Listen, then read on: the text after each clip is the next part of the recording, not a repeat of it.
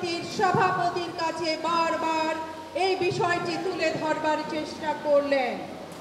সেই পরিপ্রেক্ষিতে এক পর্যায়ে যে আমরা মিডিয়ায় কথা বললাম এবং একটি পর্যায়ে যে সিগনেচার ক্যাম্পেইনও শুরু হলো এবং শিক্ষক সমিতির সাধারণ সভা আহ্বান করলো। ঢাকা বিশ্ববিদ্যালয়ের 1100 শিক্ষক তাদের স্বাক্ষর প্রদান মাধ্যমে এই প্রত্যয় স্কিমটিকে প্রত্যাখ্যান করলো। অন্যান্য বিশ্ববিদ্যালয়ের শিক্ষক সমাজও প্রত্যাখ্যান করলো।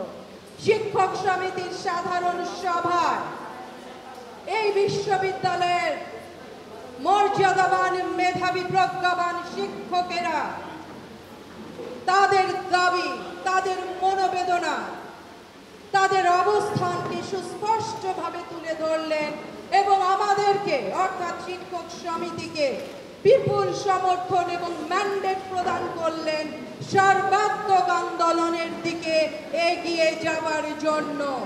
সুতরাং ঢাকা বিশ্ববিদ্যালয় শিক্ষক সমিতি ঢাকা বিশ্ববিদ্যালয়ের শিক্ষকদের কাছে আমরা ওয়াদাবদ্ধ এই আন্দোলন, এই কর্মসূচি শিক্ষক সমাজের কর্মসূচি ঢাকা থেকে প্রান্তে পর্যন্ত যত বিশ্ববিদ্যালয় আছে সেই শিক্ষকদের কর্মসূচি, পরবর্তীতে মানববন্ধন সহ আরো কিছু আমরা কর্মসূচি পালন করি।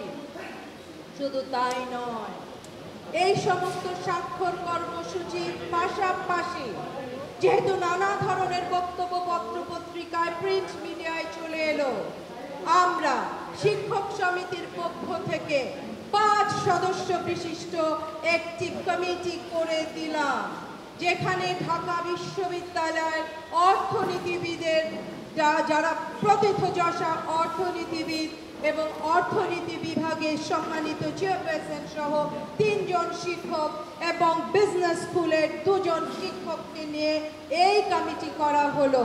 তারা আমাদেরকে মূল্যায়ন রিপোর্ট প্রদান করলেন। সেই মূল্যায়ন রিপোর্টে সুস্পষ্টভাবে প্রমাণিত হলো অর্থ মন্ত্রণালয় যে ব্যাখ্যা দিয়েছে তা শুভঙ্করের ফাঁকি ছাড়া আর কিছুই নয়, কিছুই নয়। এরই ফলশ্রুতিতে আমরা এক পর্যায়ে ঢাকা বিশ্ববিদ্যালয় শিক্ষক সমিতি সহ বিভিন্ন বিশ্ববিদ্যালয় শিক্ষক সমিতির নেতৃবৃন্দ সেই স্বাক্ষরগুলোকে কম্পাইল করে কম্পাইলড ফর্মে এবং আমাদের ইভালুয়েশন রিপোর্ট নিয়ে এবং আরো একটি ইভালুয়েশন রিপোর্ট বা কম্পারেটিভ অ্যানালিসিস নিয়ে আমরা সব প্রণোদিত হয়ে শিক্ষামন্ত্রীর সাথে আমরা দেখা করি।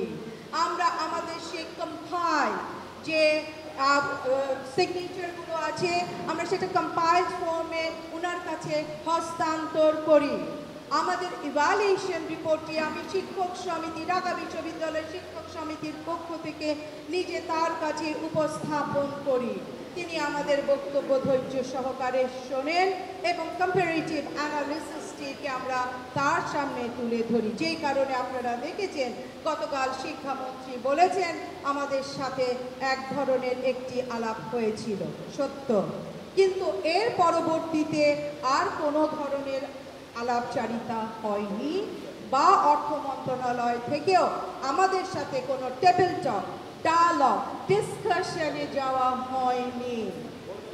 আমরা বারবার বলেছি 2 বেলা 2 ঘন্টা কর্মবিরতি, 3 দিনের কর্মবিরতি, গতকাল পূর্ণ দিবস কর্মবিরতি করেছি। প্রত্যেকটা বিরতিতে আমরা ছাত্রদের স্বার্থ দেখেছি, বিশ্ববিদ্যালয়ের স্বার্থ দেখেছি, আমরা পরীক্ষাকে আওতামুক্ত রেখেছি, অতি গুরুত্বপূর্ণ প্রশাসনিক কর্মকাণ্ডকে আওতামুক্ত রেখেছি। But the fact is that no one did call us for dialogue or discussion. কেউ আমাদের সাথে আমাদের যুক্তি, আমাদের ম্যাথামেটিক্যাল ক্যালকুলেশন, আমাদের অ্যানালিসিস শোনবার প্রয়োজনীয়তা অনুভব করেননি। The point of no return. আমাদের ফেরবার কোনো পথ নেই। 35টি বিশ্ববিদ্যালয়ের এত বড় শিক্ষক সমাজ এটিকে বৈষম্যমূলক বলেছেন। কেন বলেছেন তার ব্যাখ্যা আমি দিয়েছি, আবারও হয়তো আজকে দিব। এই বৈষম্যগুলো সংবিধানের সমতার চেতনার সাথে সাংঘর্ষিক, মানবাধিকার পরিপন্থী এবং ঢাকা বিশ্ববিদ্যালয়ের সাথে অন্য 3টি বিশ্ববিদ্যালয়ের স্বায়ত্ত শাসনের পরিপন্থী এমন একটি বৈষম্যমূলক ব্যবস্থাকে ঢাকা বিশ্ববিদ্যালয় শিক্ষক সমাজ মেনে নিতে পারে না, মেনে নিবে না। বলা প্রয়োজন, বিদ্যমান যে পেনশন ব্যবস্থা সে নিয়ে আমরা কেউ কোনো অসন্তোষ প্রকাশ করিনি, কিন্তু প্রত্যয় জুড়ে দিয়ে, চাপিয়ে দিয়ে, সেটির ভিতরে শুভঙ্করের ফাঁকি চুকিয়ে তারা আমাদের বোনাস, গ্র্যাচুইটি, ভাতা কাটছে, অর্থনৈতিকভাবে আমাদের পঙ্গুত্বের দিকে নিয়ে যাচ্ছে। তারা আমাদের ডেমোগ্রাফিক যে কম্পোনেন্ট, আমরা 65 বছর বয়সে অবসরে যাই, সরকারি কর্মকর্তারা যান 59 বছরে। তাহলে প্রত্যয় আসার সাথে সাথে কি আমার ভবিষ্যৎ প্রজন্ম, আমার ছাত্র, আমার আগামী দিনের নবীন প্রভাষক 59 বছরের এই ডেমোগ্রাফিক কম্পোনেন্ট নিয়ে চাকরি করবে?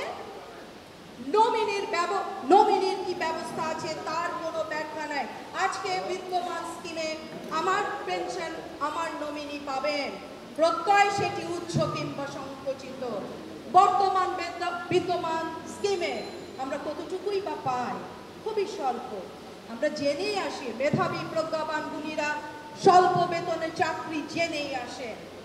সেখানে বৈশাখী ভাতা, অন্যান্য অ্যালাউন্সেস, ফেস্টিভ্যাল যে অ্যালাউন্সেস আছে সব কেটে নেবেন? এত অধিকার আপনাদের অর্থ মন্ত্রণালয় কে দেয়?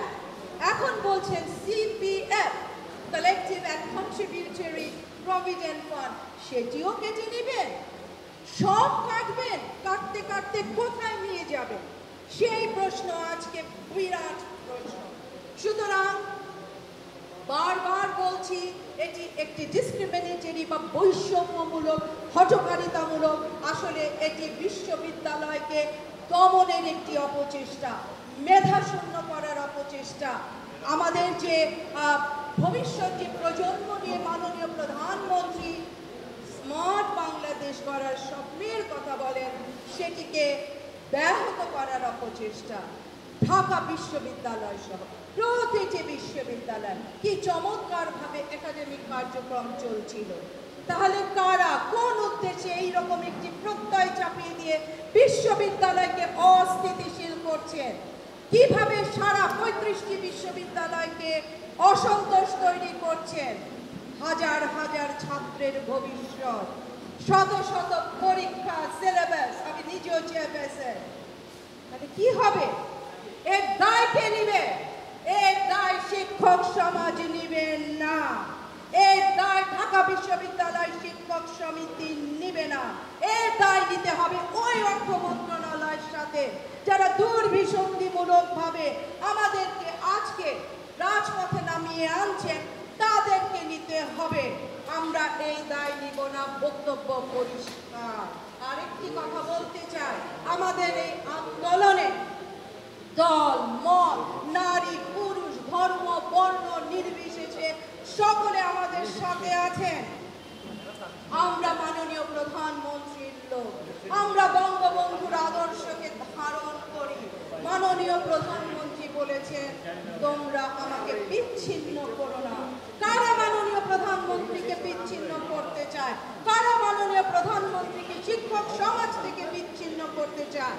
কারা ম্যাথমেটিক্যালি রং ক্যালকুলেশন করে শুভঙ্করের ফাঁকি দিয়ে, কারা এই পাটিগণিতের ভুল তথ্য দিয়ে বোঝাচ্ছেন যে প্রত্যয় সার্বজনীন, প্রত্যয় আসলে বেনিফিশিয়ারি নট এট অল।